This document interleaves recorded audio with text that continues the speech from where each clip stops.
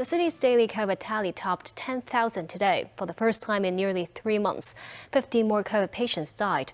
Authorities have warned of a possible early arrival of the Twindemic. That's a double onslaught of the flu and COVID outbreaks before winter comes. Hong Kong logged 10,137 new cases, the first 5-digit caseload since early September.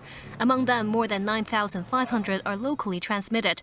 115 COVID patients passed away over the past 7 days, a nearly 50% upswing than the week before.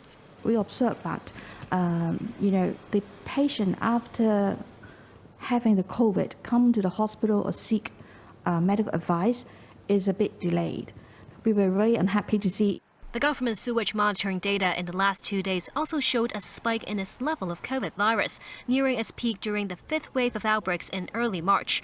A continuous uptick too in the city's COVID-related hospitalization rate, with a 7% increase of hospitalized elderly home residents. Authorities flagged several cases of toddlers in dire medical condition after coming down with either COVID or flu.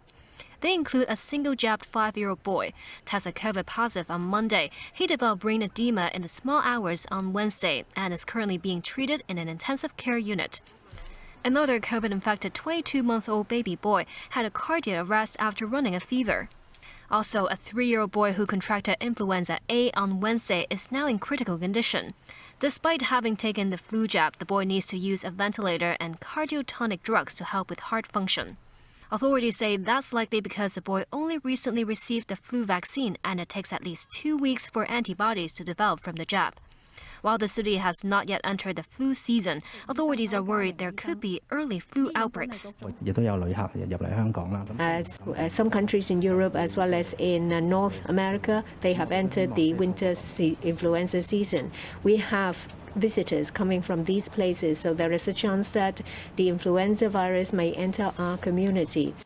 With that, they urge the public to receive the flu jabs as soon as possible, especially the city's old and young.